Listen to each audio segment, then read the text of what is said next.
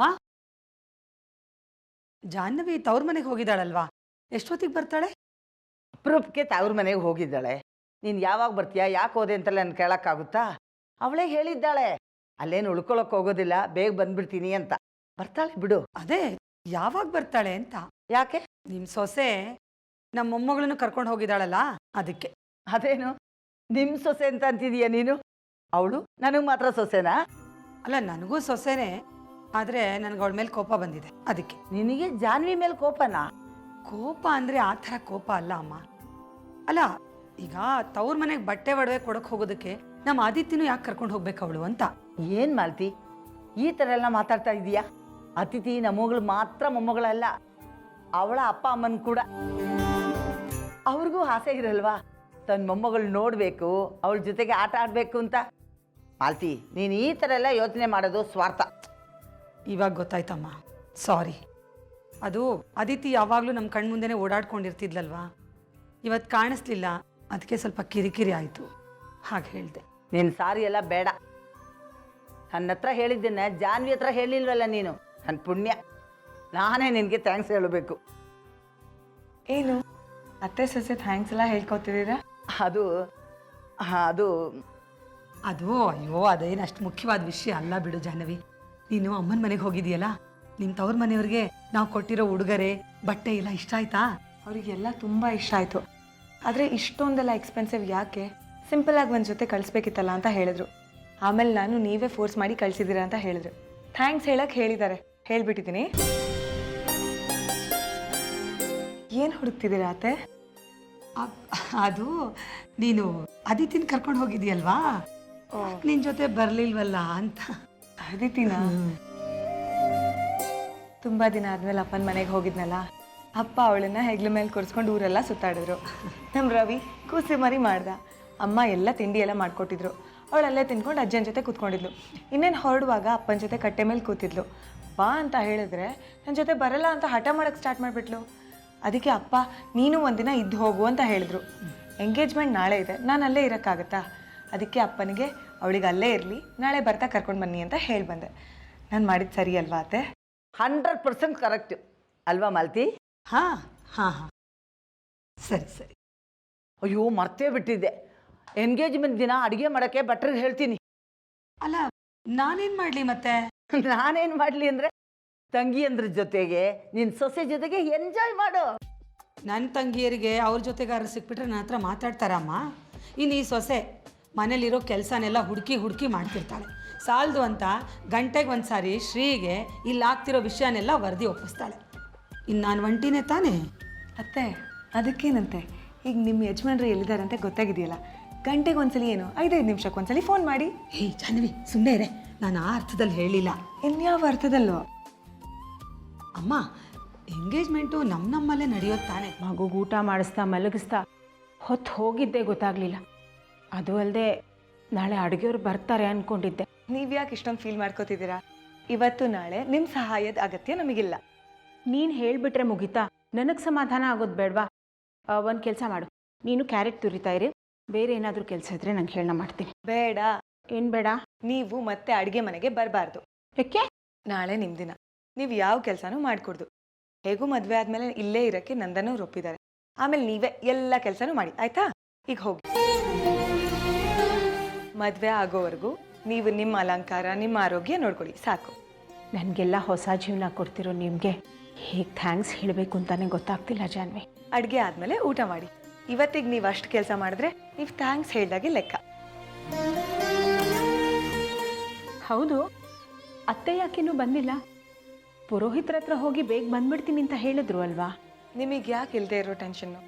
ಅಜ್ಜಿ ಬರೋ ಟೈಮಿಗೆ ಬರ್ತಾರೆ, ನೀವು ಊಟ ಮಾಡಿ ರೆಸ್ಟ್ ಮಾಡಿ. ಕೆಲಸ ಮಾಡೋಕ್ಕಂತೂ ಪರ್ಮಿಷನ್ ಕೊಡ್ತಿಲ್ಲ. ಅಟ್ಲೀಸ್ಟ್ ನಿಮ್ಗಳ ಜೊತೆ ಕೂತ್ಕೊಂಡು ಊಟ ಮಾಡೋ ಪರ್ಮಿಷನ್ ಆದರೂ ಸಿಗುತ್ತಾ ಪುಟ್ಟಿ? ತಥಾಸ್ತು.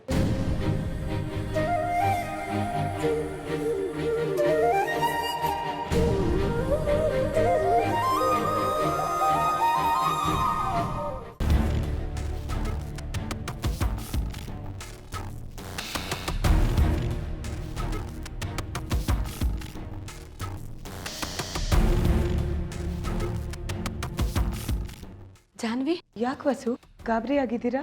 ನವೀನ್ ಅವ್ರನ್ನ ಯಾವ್ದಾದ್ರು ಕೆಲಸದ ಮೇಲೆ ಹೊರಗೆ ಕಳಿಸಿದ್ದೀರಾ? ಏನು ವಸು, ಎಂಗೇಜ್ಮೆಂಟ್ ಇಟ್ಕೊಂಡು ಆಚೆ ಎಲ್ಲಾದರೂ ಕಳ್ಸೋಕ್ಕಾಗತ್ತಾ? ಹೌದಾ?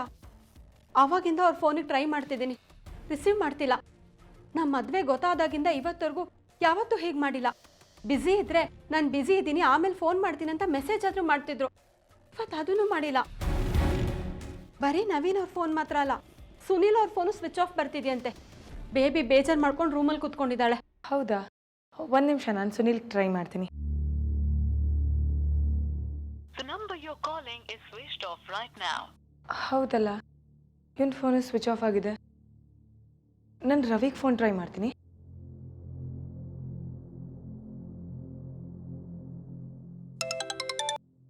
ಹಲೋ, ಹೇಳಿ ಅಕ್ಕ.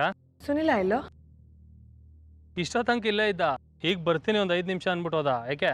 ಪಾಪ ಬೇಬಿ ಅತ್ತೆ ಫೋನ್ ಟ್ರೈ ಮಾಡ್ತಿದ್ದಾರಂತೆ, ಅವ್ನು ಸ್ವಿಚ್ ಆಫ್ ಮಾಡ್ಕೊಂಡು ಹೋಗಿದ್ದಾನೆ. ಸ್ವಿಚ್ ಆಫ್ ಎಲ್ಲ ಮಾಡ್ಕೊಂಡಿಲ್ಲಮ್ಮ, ಆಗಿರೋದು ಇಷ್ಟೇ. ನೆನ್ನೆ ಆಫೀಸ್ ಕೆಲಸ ಮುಗಿದ್ಮೇಲೆ ನಾನು ಅವನು ಪರ್ಸ್ನಲ್ ವಿಷಯದ ಬಗ್ಗೆ ಬೆಳಗಿನ ಜಾವ ತನಕ ಮಾತಾಡ್ಕೊಂಡು ಕೂತಿದ್ವಿ. ನಿಮ್ಮ ಬೇಬಿ ಅತ್ತೆ 3 ಗಂಟೆ ತನಕ 5 ನಿಮಿಷಕ್ಕೊಂದ್ಸತಿ ಕಾಲ್ ಮಾಡ್ತಾ ಇದ್ರು. ಫೋನ್ ಸ್ವಿಚ್ ಆಫ್ ಆಗದೆ ಇನ್ನೇನಾಗುತ್ತೆ ಹೇಳು? ಬೆಳಗ್ಗೆನೂ ಪಾಪ ಚಾರ್ಜಿಂಗ್ ಹಾಕೊಳ್ದೆ ಹಾಗೆ ಬಂದಿದ್ದಾನೆ. ಅಜ್ಜಿನೂ ನನ್ನ ಫೋನು ಕಾಲ್ ಮಾಡೇ ಅವನ ಜೊತೆ ಮಾತಾಡಿದ್ರು. ಅಜ್ಜಿ ಫೋನ್ ಮಾಡಿದ್ರಾ? ಯಾಕೆ? ಓಹ್, ನೀನು ಕೇಳ್ತಾ ಇರೋದು ನೋಡಿದ್ರೆ ನಿನಗೇನು ವಿಷಯನೇ ಗೊತ್ತಿಲ್ಲ ಅನ್ಸುತ್ತೆ. ಓ ರವಿ, ಅಜ್ಜಿ ಬಂದರು, ನಾನು ನಿನಗೆ ಫೋನ್ ಮಾಡ್ತೀನಿ.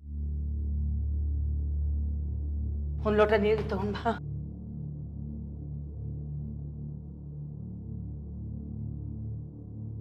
ಅಜ್ಜಿ, ಅಜ್ಜಿ ಸುನಿಲಂಗೆ ಫೋನ್ ಮಾಡಿದ್ರಾ? ಹಾಂ, ಸುನಿಲ ಬೇಬಿ ಅತ್ತೆಗೆ ಮದುವೆ ಆಗ್ತಿದ್ದಾನೆ. ನೀವು ಅವ್ರಿಗೆ ಫೋನ್ ಮಾಡೋದ್ರಲ್ಲಿ ಏನೂ ಆಶ್ಚರ್ಯ ಇಲ್ಲ. ಆದರೆ ನಿಮ್ಮ ಬಗ್ಗೆ ಗೊತ್ತಿರೋದ್ರಿಂದ ಕೇಳ್ತಿದ್ದೀನಿ. ನೀವು ಸುಮ್ಮನೆ ಫೋನ್ ಮಾಡಲ್ಲ ಹಾಗೆಲ್ಲ. ಏನು ವಿಷಯ? ಮುಖ್ಯವಾದ ವಿಷಯ ಮಾತಾಡಬೇಕಿತ್ತು. ಎಂಗೇಜ್ಮೆಂಟ್ ಕ್ಯಾನ್ಸಲ್ ಆಗಿರೋ ವಿಷಯ ಫೋನ್ ಮಾಡಿ ಹೇಳಿದೆ.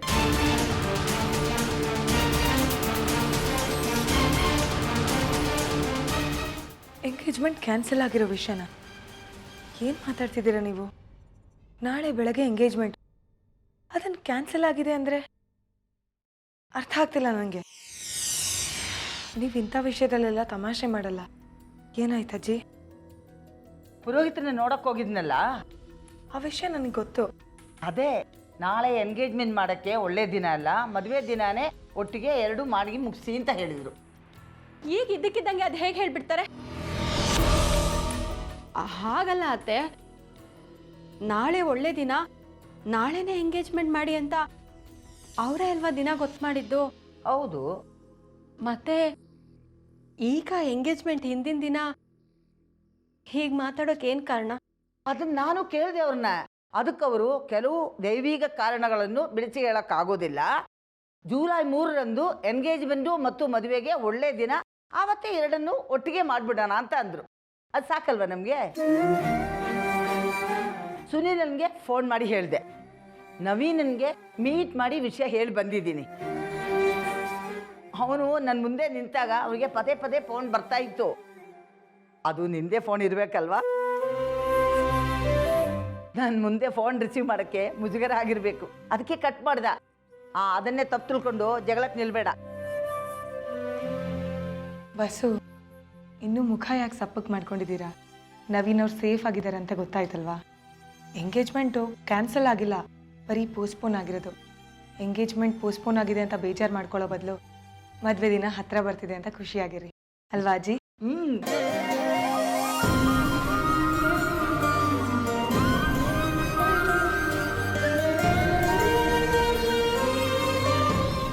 ಏನು ಹೇಳಿದ್ರು ಸುಮ್ಮನಿರ್ತಾಳೆ ಅಂತ ಎಲ್ಲರೂ ಆಡ್ಕೋತೀರಾ. ನನ್ನ ಹತ್ರ ಮಾತಾಡೋಕ್ಕಿಂತ ಮುಂಚೆ ಈ ಥರ ಮಾತಾಡಿದ್ರೆ ಇವಳಿಗೆ ಹರ್ಟ್ ಆಗತ್ತೆ ಅನ್ನೋ ಕಲ್ಪನೆನೂ ಇಲ್ಲ ನಿಮ್ಗೆ ಯಾರಿಗೂ. ಇದೇ ಕೊನೆ. ಇನ್ಮೇಲೆ ಯಾವತ್ತಾದರೂ ಯಾರಾದರೂ ನನಗೆ ಹರ್ಟ್ ಆಗೋ ಥರ ಮಾತಾಡೋದಾಗ್ಲಿ ನಡ್ಕೊಳ್ಳೋದಾಗ್ಲಿ ಮಾಡಿದ್ರೆ ನಾನು ಮಾತ್ರ ಸುಮ್ಮನೆ ಇರಲ್ಲ.